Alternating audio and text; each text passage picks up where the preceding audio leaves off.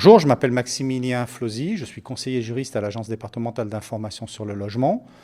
L'Agence départementale d'information sur le logement, ou ADIL, c'est une association loi 1901 où tout ce qui intervient dans le monde du logement sur l'île de la Réunion, mais aussi dans les autres départements, puisqu'il y a quasiment une ADIL par département aujourd'hui, intervient de façon à ce qu'on puisse renseigner aussi bien les particuliers que les professionnels sur tout ce qui est juridique, financier et fiscal concernant le logement. Ça peut être le financement du logement, est-ce qu'on a droit à des prêts, à des aides? Ça peut être les droits des locataires ou les droits des propriétaires. La DIL est complètement neutre, elle renseigne tout le monde. Ça peut être des contrats de construction, des contrats d'achat de terrain, d'appartements, de vente. Ça peut être la défiscalisation, ça peut être la fiscalité, les taxes foncières, les taxes d'habitation. Toutes les personnes peuvent être renseignées gratuitement par la DIL, il suffit d'appeler et vous êtes renseigné. On vous propose un rendez-vous dans la commune de votre choix. Il y a des permanences dans toutes les communes de l'île pour que vous puissiez gratuitement être renseigné. La DIL reste neutre, elle ne remplit pas de dossier. Elle peut renseigner aussi bien un propriétaire bailleur qu'un locataire, qu'un artisan, qu'une agence immobilière, qu'un client, qu'un acheteur, que quelqu'un qui souhaite vendre sur tous ses droits et ses obligations. Aujourd'hui, je vais vous parler des droits et des obligations des locataires et des propriétaires. Les obligations, on a tous des obligations dans la vie courante. Nous avons tous des obligations vis-à-vis des autres, vis-à-vis de la société, vis-à-vis de l'État. Et les obligations, ce qu'on doit faire dans le cadre des rapports entre un propriétaire, qu'on appelle un bailleur, et un locataire, ça a deux sources. Il y a la loi, et on est tous soumis à des lois. Il y a des règlements qui sont en quelque sorte des explications, des précisions qu'on donne pour une loi. Ce sont des actes qui sont pris par l'administration pour expliquer comment on va appliquer une loi. Et puis il y a une troisième source d'obligations, et on en passe tous toute la journée, qui sont les contrats. Les contrats, ce sont des accords de volonté entre deux personnes. Lorsque vous allez acheter des oranges au marché, vous passez un contrat de vente en bonne et due forme. Pourtant, vous ne signez pas un papier avec votre signature en datant. Vous êtes d'accord pour payer 2 € votre kilo d'orange. Le marchand est d'accord pour vous donner 1 kilo d'orange moyennant 2 €. Vous donnez vos 2 €. Le marchand vous donne les oranges. Vous avez passé un contrat de vente qui est parfait parce que vous étiez d'accord sur la chose et le prix. Dans le cadre d'une location d'une habitation, entre un propriétaire bailleur et un locataire, c'est pareil, on passe un contrat entre cette personne qui va préciser un petit peu quelles sont les obligations, les droits et obligations de chaque côté. Il y aura la loi qui réglemente ça, il y aura des règlements qui les précisent, et il y aura le contrat que vous avez passé avec le locataire ou avec le propriétaire bailleur, puisqu'il y a les deux qui signent. Pour être plus précis sur les textes, parce qu'il y a des textes qui réglementent un petit peu les rapports entre un propriétaire et un locataire, où est-ce qu'on les trouve? On les trouve en premier lieu dans le Code civil. Le Code civil, c'est un recueil de beaucoup de lois qui régissent notre vie courante. Qui doit entretenir le mur mitoyen, comment on acquiert sa nationalité, qui a le droit de faire ceci ou cela. Tout ça est codifié dans le Code civil. Et dans le Code civil, il y a un certain nombre d'articles qui réglementent les rapports entre un locataire et un propriétaire en ce qui concerne l'habitation des personnes. Vous avez un deuxième texte qui est applicable également, qui est applicable localement. C'est un règlement, c'est un acte administratif, et c'est ce qu'on appelle un règlement sanitaire départemental, qui est là pour assurer un petit peu la sécurité et la santé de tout le monde. Qu'est-ce qu'on a le droit de faire, qu'est-ce qu'on n'a pas le droit de faire pour ne pas causer des dommages ou attenter à la santé ou à la sécurité des personnes. Alors vous avez des articles par exemple sur l'heure et les jours auxquels on a le droit d'aller tailler son gazon pour ne pas trop gêner son voisin, sur comment on gère un chantier pour qu'il n'y ait pas trop de poussière et de nuisances pour les habitants. Et ce règlement sanitaire départemental, il prévoit un certain nombre de choses sur les obligations du propriétaire pour que le logement soit un minimum confortable et aux normes pour le locataire. Et plus précisément, la loi précise, qui est dans le Code civil, mais c'est une loi parmi des milliers d'autres, qui réglemente les rapports entre un propriétaire d'une habitation et un locataire qui va en faire sa résidence principale. C'est une loi qui date du 6 juillet 1989 et qui s'intitule « Loi tendant à améliorer les rapports locatifs ». Dans le Code civil, qui est un recueil de toutes les lois qui régissent notre vie civile, notre vie courante en quelque sorte, vous avez un article important qui est l'article 1103 de ce Code civil. Et qu'est-ce qu'il nous dit cet article? Il nous dit que les contrats légalement formés tiennent lieu de loi à ceux qui les ont faits. C'est-à-dire qu'en quelque sorte, on vous dit que quand vous passez un contrat avec quelqu'un d'autre, vous aurez fait votre propre réglementation, vous aurez fait votre propre loi entre vous. vous passez un contrat de vente, vous avez la liberté de mettre le prix de vente à l'intérieur, comment on va livrer la marchandise, etc. Et dans une certaine mesure, dans un contrat de location, il y a une certaine liberté qui est laissée dans le contrat. La liberté, elle n'est pas absolue, elle ne va pas sur tous les domaines parce qu'il y a quand même une loi, mais cet article, il prévoit quand même que à partir du moment où on a fait un contrat, ce qui est à l'intérieur du contrat va s'appliquer comme une loi entre un propriétaire et un locataire. Il y a d'importantes limitations dans le droit de la location, parce qu'il y a une loi qui est d'ordre public, mais il faut savoir qu'on a un espace de liberté à l'intérieur de ce contrat et que ça engage les gens, c'est-à-dire que le locataire aura des obligations vis-à-vis du propriétaire, le propriétaire vis-à-vis du locataire, parce qu'on a marqué un certain nombre de choses dans le contrat. L'article suivant du Code civil, qui est l'article 1104 du Code civil, il est important également pour bien comprendre quels sont les droits et les obligations du propriétaire bailleur et du locataire, parce que ça s'applique aux propriétaires bailleurs et aux locataires. Ces articles sont généraux, mais ils s'appliquent en particulier aux propriétaires et aux locataires. Et qu'est-ce qu'il dit cet article 1104 ? Il dit que les contrats doivent être négociés, formés et exécutés de bonne foi. Et cette disposition-là, elle est, comme on dit, d'ordre public. Qu'est-ce que ça veut dire d'ordre public ? Ça veut dire que c'est la loi qui s'applique. Si on met le contraire à l'intérieur d'un contrat, on aura beau négocier ça en toute connaissance de cause, avec un accord parfait entre le locataire et le propriétaire, c'est quand même la loi qui va s'imposer. Donc la loi peut être contraire à ce qui est marqué dans le contrat, et dans ce cas-là, on préfère appliquer la loi, la disposition est d'ordre public. Exécuter, former un contrat de bonne foi, la bonne foi, elle se présume toujours. Il faut avoir l'intention, en quelque sorte, de faire les choses bien. C'est peut-être la meilleure définition qu'on peut donner de la bonne foi, parce que tout le monde a son image de la bonne foi, mais on doit avoir envie d'appliquer la loi, d'appliquer loyalement le contrat, qu'il s'agisse des droits et obligations du locataire ou qu'il s'agisse des droits et obligations du propriétaire. Puisque la loi est d'ordre public et qu'on l'applique en priorité, même si le contrat dit le contraire, le contrat, en quelque sorte, il n'est que supplétif. Il ajoute un certain nombre de choses qui restent libres à la loi, qui vont réglementer les rapports entre un propriétaire et un locataire. Il ne peut pas contredire la loi, mais sur tous les aspects où la loi ne dit rien et qui reste de la liberté, on peut les indiquer dans le contrat. Et tout ce qui n'est pas contraire à l'ordre public et aux bonnes mœurs peut être mis dans un contrat. Donc le contrat, il sera forcément conforme à la loi, qui est d'ordre public. Il y aura une partie qui est libre. Finalement, il y a assez peu de liberté dans le cadre de l'habitation entre un propriétaire et un locataire, et on peut rajouter un certain nombre de critères sans contredire la loi. On a dit donc que le contrat devait être conforme à la loi, mais qu'il pouvait rajouter des choses là où la loi est silencieuse, donc on peut réglementer des choses. Le contrat, dans la loi, il est indiqué qu'il doit être fait par écrit. Mais il y a une erreur que commettent beaucoup de personnes, c'est de penser que si on n'a pas fait un contrat écrit, un bail écrit, un contrat de location écrit, il n'y a pas de bail du tout. Non, c'est une erreur.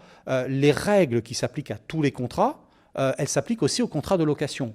À partir du moment où on est d'accord sur la chose et le prix, il y a un accord qui a été fait, le contrat, il est parfait. Qu'est-ce que ça veut dire ? Ça veut dire que quand on n'a pas fait d'écrit, c'est ce qu'on appelle un bail verbal, il y a bien un contrat. Et comme la loi est d'ordre public, on applique la loi. Donc en général, quand il n'y a pas de contrat écrit, c'est défavorable pour le propriétaire parce qu'il ne peut pas prouver quel était le montant du loyer, il ne peut pas prouver quand le bail a démarré, il ne peut pas prouver quelles étaient les modalités de paiement du loyer.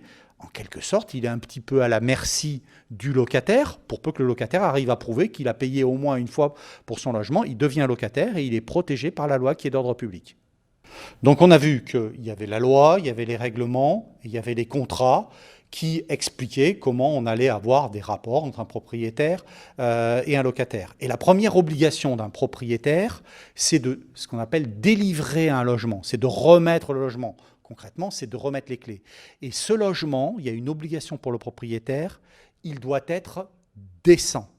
Un propriétaire serait dans l'illégalité s'il remet les clés d'un logement qui est non décent.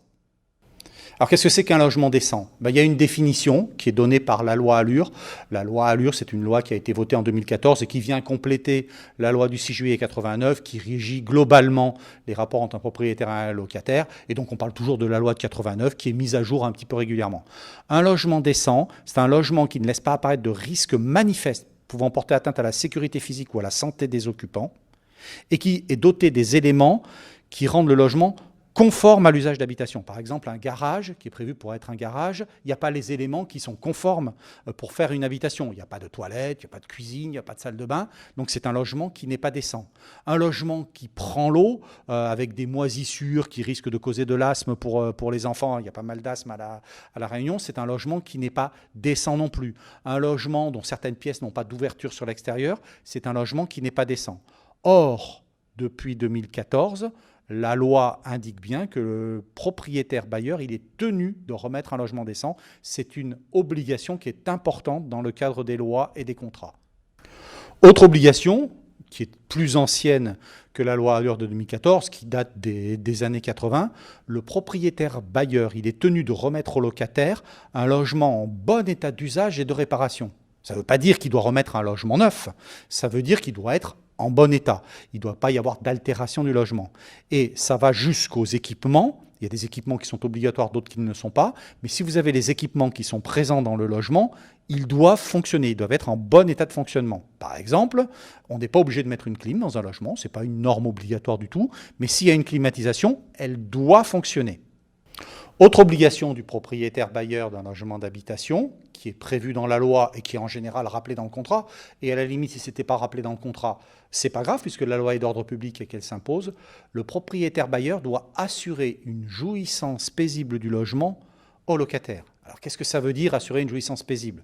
C'est déjà pas venir embêter tout le temps le pauvre locataire.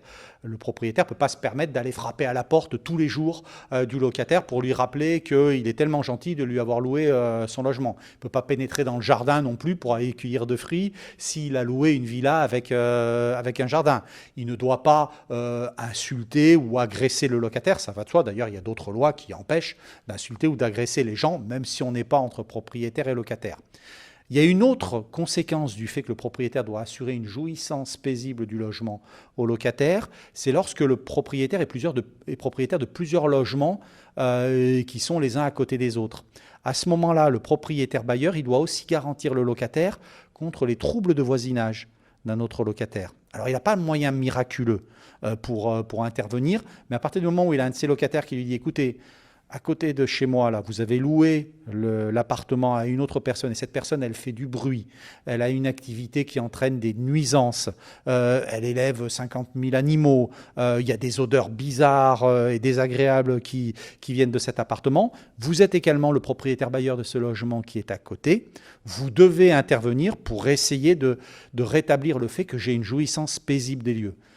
Le propriétaire bailleur n'aura pas de moyens miraculeux pour assurer ça, parce qu'il n'a pas les moyens de juger d'abord si c'est réel ou pas, les troubles de voisinage, mais il devra essayer d'agir en envoyant une lettre à ce voisin, en lui indiquant qu'on lui a signalé qu'il y aurait des nuisances, en rappelant peut-être le règlement interne de l'immeuble, et en essayant de faire en sorte que les gens puissent vivre ensemble. Et ça fait partie de son obligation d'assurer une jouissance paisible du logement à son locataire.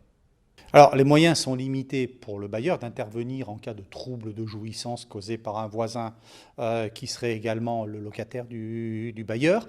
Mais il y a aussi des obligations qui sont générales. C'est-à-dire que si on se rend compte que ce locataire en question cause des troubles de voisinage mais se met lui-même en danger, il peut y avoir une obligation aussi pour le propriétaire bailleur et de ce fait, il pourra remplir ses obligations d'assurer la jouissance paisible. Ce serait de signaler le cas s'il l'estime nécessaire aux services sociaux.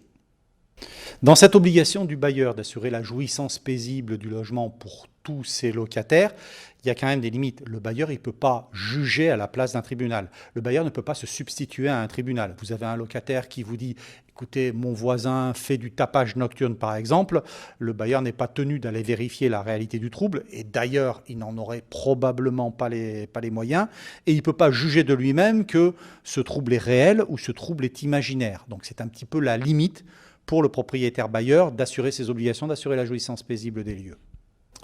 Dans le cas de troubles qui seraient répétés, vous savez malheureusement un locataire qui cause régulièrement des troubles à son voisinage. À partir du moment où ils sont avérés, où ils sont constatés, où il y a un certain nombre de plaintes, où il y a des tribunaux qui ont constaté, ou des organismes qui ont pu constater la réalité du trouble, il va de soi que c'est un motif légitime et sérieux pour le bailleur de mettre fin au contrat de location. À ce moment-là, si le propriétaire a donné un congé en justifiant Ce motif légitime et sérieux, vous, locataire, vous causez des troubles de voisinage, ça a été constaté. La réalité de ce trouble de voisinage, parce qu'il y a souvent une contestation. Moi, je n'ai jamais causé de trouble, c'est mes voisins qui sont méchants. C'est quelque chose qu'on entend un petit peu souvent. La réalité de ce trouble, pour savoir si le congé, donc la fin du contrat qui est demandé par le propriétaire, est un motif valable et qui a réellement un trouble de voisinage, c'est de toute façon apprécié par le juge en cas de litige. Autre obligation du bailleur, le bailleur doit entretenir les locaux et faire tout ce qu'on appelle les grosses réparations qui ne sont pas des réparations locatives. Les réparations locatives, c'est celles que fait le locataire, c'est en général l'entretien courant et le changement des petites pièces. Et puis tout le reste, c'est à la charge du propriétaire. Le propriétaire doit faire les grosses réparations, il doit compenser aussi le temps qui passe, tout ce qui est vétusté et usure normale est à la charge du propriétaire. Donc les petites réparations pour le locataire, changer le tuyau de douche, changer les joints dans les robinets, derrière le lavabo, derrière la baignoire, le nettoyage, les petits raccords de peinture, ça c'est le locataire.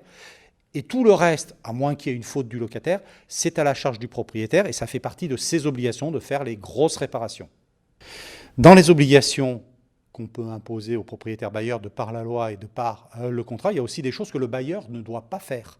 Le bailleur ne doit pas s'opposer aux aménagements qui sont faits par le locataire, pour peu que ces aménagements soient de simples aménagements. Il ne s'agit pas de transformer le logement. Le locataire n'a pas le droit de prendre l'initiative de rajouter un étage ou de supprimer un garage. Mais par contre, s'il veut monter des étagères ou s'il veut repeindre son appartement d'une couleur différente, ça fait partie des aménagements et le bailleur ne peut pas s'y opposer.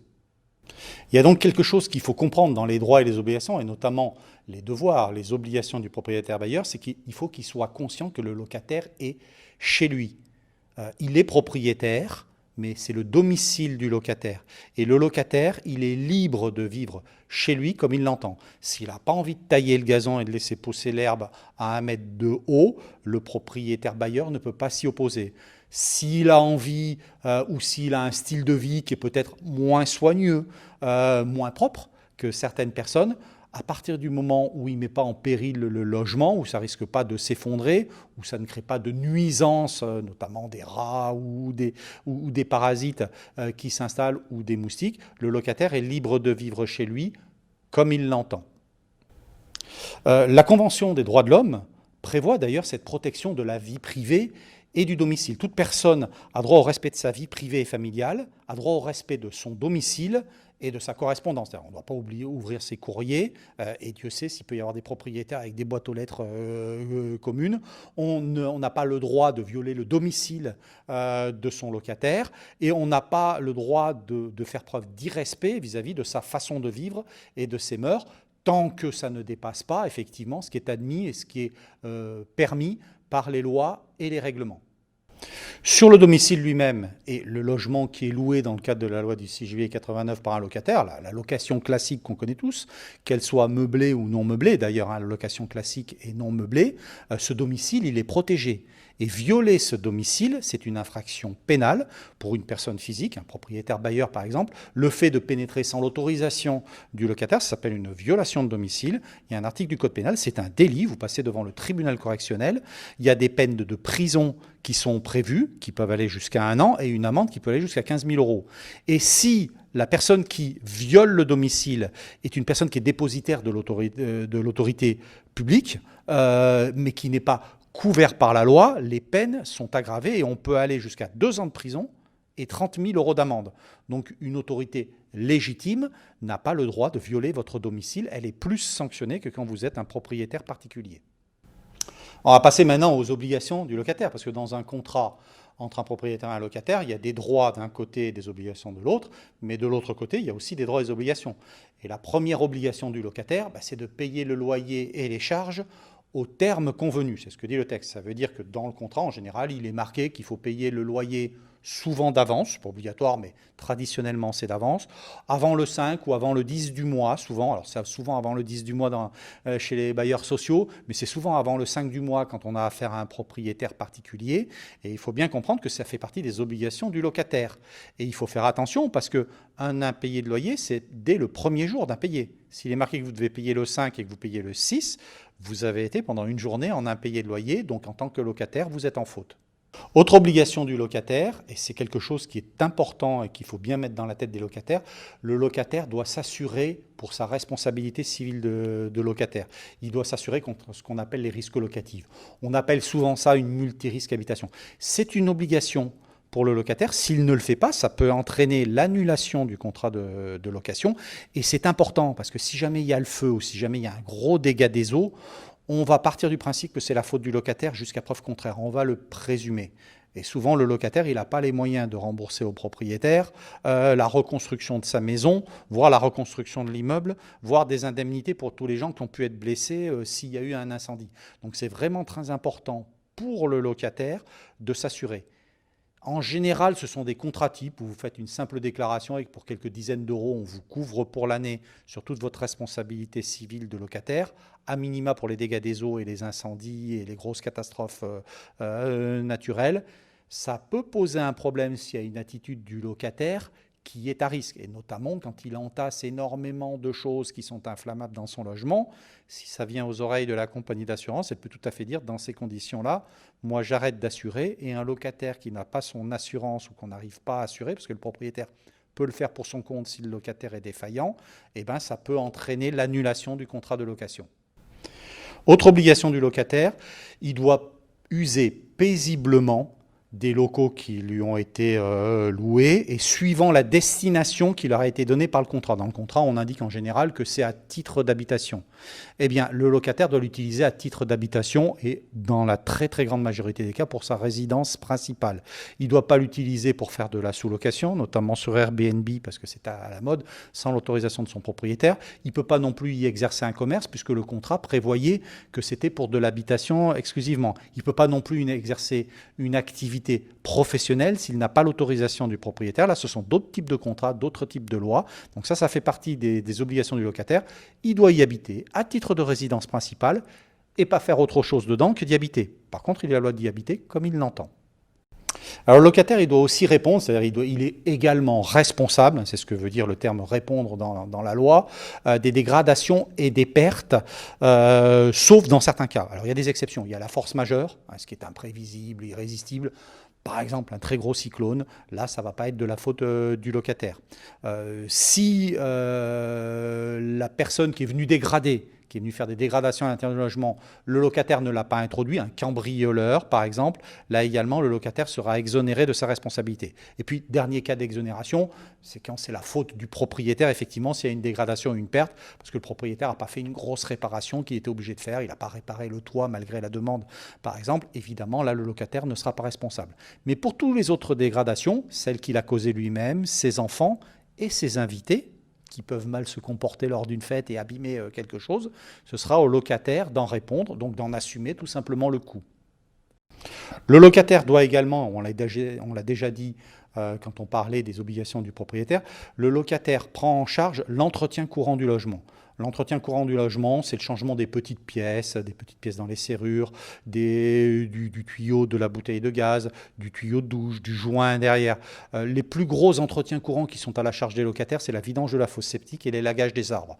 Mais encore faut-il louer une villa dans ce cas-là. Dans un appartement, finalement, c'est les choses que vous changez couramment, les ampoules, les petites pièces dans la chasse d'eau, les joints divers et variés, les petits raccords de peinture, le rebouchage des petits trous. Ça reste à la charge des locataires. Et il faut qu'ils fassent cet entretien courant, parce que si l'entretien courant n'est pas fait, il peut y avoir des dégradations plus graves par la suite. Et dans ce cas-là, on peut l'en tenir responsable.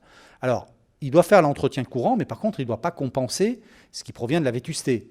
Une peinture qui est vétuste, qui est très ancienne, elle n'est pas à la charge du locataire, c'est à la charge du propriétaire. Le temps qui passe, ce n'est pas la faute du locataire.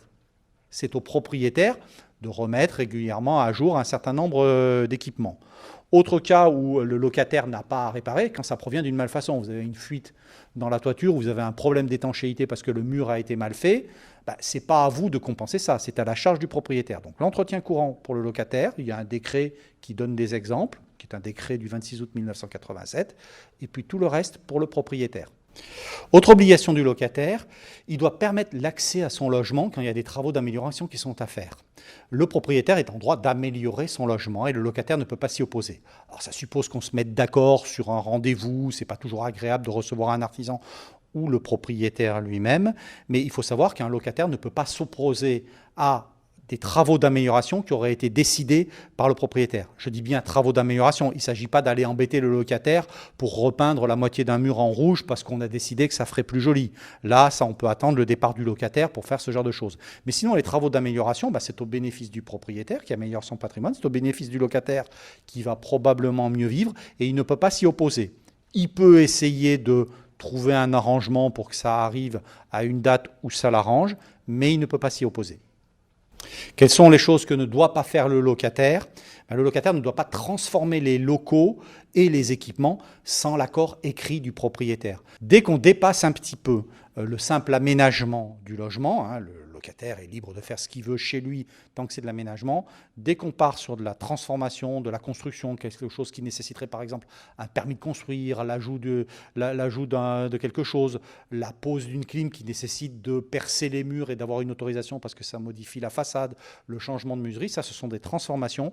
Et là, il faut que le locataire obtienne l'accord écrit du propriétaire pour les faire, sinon il se met en faute. De toute façon, c'est l'intérêt du locataire d'avoir cet accord écrit. Pourquoi ? Parce que si jamais le locataire décidait de faire une transformation, voire même une amélioration, on a quelquefois des locataires qui disent « Mais écoutez, quand j'ai pris le logement, il n'était pas terrible, puis je l'ai rendu superbe, j'ai fait une magnifique peinture, j'ai posé une nouvelle baignoire et un jacuzzi ». Il faut savoir qu'en l'absence de l'accord écrit du propriétaire, lorsqu'il va partir, le propriétaire aura le choix entre lui demander de remettre en état, donc il faudra qu'il démonte tout ce qu'il a fait, à ses frais évidemment, ou alors le propriétaire a une autre solution, c'est de dire « Écoutez, je garde tout, mais sans indemnité ». Donc il est important pour le locataire, dès qu'il dépasse un certain montant de travaux ou dès que les travaux dépassent une certaine importance, d'avoir l'accord écrit du propriétaire de façon à ce que les choses soient bien cadrées. Là, on parle d'une indemnité qui serait versée ou d'un problème qui aurait lieu à la fin du bail quand on fait ce qu'on appelle l'état des lieux de sortie, où c'est quelquefois un petit peu sportif entre un propriétaire et son locataire, où on n'a pas la même vision des choses. Mais il y a des cas où le propriétaire peut exiger une remise en état immédiate du logement, et c'est notamment lorsque les transformations mettent en péril le logement, risque de le fragiliser ou que ça met en péril le bon fonctionnement des équipements ou la sécurité du local. Là, le propriétaire peut exiger la remise en état immédiate du logement parce que là, on est dans un cas qui est grave et qui a péril en la demeure. Alors on a vu que le propriétaire pouvait tout à fait agir, bien que ses pouvoirs sont limités, au cas où il y a un trouble de voisinage causé par un de ses locataires à d'autres locataires, au cas où le locataire met en péril l'immeuble, mais on peut se poser la question, qu'est-ce qu'il peut faire concrètement, quand il y a un comportement, on va dire, anormal du locataire et que ça retentit sur l'immeuble lui-même ou sur le voisinage. Eh bien, ce propriétaire, il peut agir si et seulement si l'attitude du locataire entraîne le péril pour le logement ou la sécurité du voisinage et dans certains cas sa propre sécurité. Là, il y a une obligation même d'intervenir pour le propriétaire parce que sinon ce serait de la non-assistance à personne en danger. Mais sinon, s'il n'y a pas péril pour le logement, s'il n'y a pas péril pour les voisins ou des troubles de voisinage avérés, finalement on retombe dans la liberté du locataire de vivre comme il le souhaite et le propriétaire n'a pas beaucoup de moyens. Si on arrive à démontrer qu'effectivement il y a un comportement anormal et que ça met en péril le logement, que ça met en péril la santé ou la sécurité des locataires, ou la santé et la sécurité du locataire en question qui cause ces périls-là ou qui a ce comportement anormal, le bailleur il a le choix entre mettre fin au contrat de bail à l'échéance du contrat, et les contrats durent 3 ans, donc ça peut être une échéance un petit peu lointaine, ou si les choses sont suffisamment graves, aller devant le tribunal et demander ce qu'on appelle la résiliation du bail, c'est-à-dire que le tribunal va juger que compte tenu du comportement dangereux pour lui-même, pour l'immeuble ou pour les voisins de ce comportement du locataire, on va mettre fin au bail tout de suite parce que il n'use pas paisiblement de son logement comme le prévoit la loi du 6 juillet 1989. Il faut bien comprendre que face à un locataire de bonne foi, et la bonne foi se présume toujours, et dans la plupart des cas, même un locataire qui a un comportement très bizarre ou qui nous semble totalement anormal à nous, la personne reste de bonne foi, elle est persuadée de correctement vivre, et c'est toujours très compliqué de lui expliquer que ça pose un problème, parce que si elle ne s'en rend pas compte elle-même, c'est difficile effectivement de l'amener vers une réflexion. Donc il faut bien comprendre que le bailleur, il ne pourra pas faire justice lui-même. Il ne pourra pas mettre fin de sa propre initiative au bail. Il est obligé de passer par le tribunal, et seul le tribunal peut valider un congé qui aurait été donné pour un motif légitime et sérieux, ou alors demander une résiliation parce qu'on estime qu'il y a urgence. Il n'y a que le tribunal qui peut le faire. Le bailleur n'a pas le moyen d'aller virer, pour appeler un chat, un locataire parce qu'il estime qu'il a un comportement anormal. Dans ce genre de cas où il y a un comportement qui est anormal et qui cause un préjudice au locataire, aux voisins, à l'immeuble, il faut bien comprendre qu'aller devant le tribunal, c'est quelquefois le seul recours, mais que les procédures sont longues. Aller devant la justice est pauvre en France et donc ça dure longtemps. La procédure, elle est aléatoire, on n'est pas sûr de gagner. Le juge peut tout à fait considérer qu'effectivement, votre locataire, il est très original, mais il vit encore comme il le souhaite et qu'il n'y a pas péril pour l'immeuble ou que ça n'entraîne pas une nuisance absolue pour les voisins. Ça peut être coûteux parce que quelquefois, il faut faire des constats par huissier. Il faut recourir au service d'un avocat, bien qu'il ne soit pas obligatoire dans ce genre de cas. Mais donc les procédures sont longues, coûteuses, difficiles, et on n'est jamais sûr de gagner devant un tribunal. D'autant plus que l'épreuve d'un trouble de voisinage, l'épreuve d'un péril à l'immeuble avec quelqu'un qui est chez lui et qui n'a peut-être pas envie de vous laisser rentrer ou de laisser rentrer des gens qui viennent constater, elles sont difficiles à obtenir et elles sont difficiles à établir. En conclusion, quand on a un comportement qui est limite du locataire, soit une accumulation d'objets qui peut entraîner un péril, soit un manque absolu d'entretien qui dégrade le logement lui-même parce que la personne va faire bouillir de l'eau à l'intérieur de chez elle et que ça va ruiner tous les murs, avoir des problèmes d'étanchéité parce qu'on laisse de l'eau par terre, etc. Quand on a des meubles qui montent jusqu'au plafond, on ne peut même plus pénétrer dans le logement. Lorsqu'on a une accumulation de chats ou de chiens à l'intérieur d'un logement qui n'est pas prévu pour ça, qui sont élevés dans des conditions plus ou moins bonnes et plus ou moins propre, en fait, le premier réflexe à avoir, c'est d'essayer de rétablir ou d'établir un dialogue avec le locataire. Et souvent, c'est un petit peu compliqué parce que le locataire ne se rend pas compte de la situation dans laquelle il s'est mis lui-même, dans laquelle il met le logement, dans laquelle quelquefois il met les voisins. Et donc, c'est une démarche qui peut être longue et sur laquelle il faut toujours penser à privilégier peut-être le recours à des personnes qui sont un petit peu plus spécialisées, avec les personnes qui sont, de par leur aspect psychologique ou de par leur situation sociale difficile, plus spécialisées pour entamer ce dialogue. C'est une démarche qui peut paraître au départ longue, mais qui n'est pas forcément plus longue que d'aller devant un tribunal, sachant que le tribunal ne vous donnera pas forcément satisfaction. Si vous êtes confronté à des problématiques entre un propriétaire et un locataire, que vous soyez locataire, que vous soyez propriétaire, que vous constatiez des choses qui vous semblent anormales sur le comportement d'un occupant, vous pouvez être le voisin, vous pouvez être un travailleur social, vous pouvez être quelqu'un qui est concerné tout simplement, il ne faut pas hésiter à contacter l'ADIL.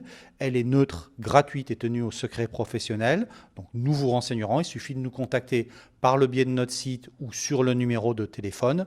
Il ne faut pas non plus hésiter dans des cas un petit peu particuliers qu'on appelle incuries et qui vont vous être présentés, à contacter des associations qui sont plus spécialisées sur ce genre de domaine et notamment l'association Allons dehors.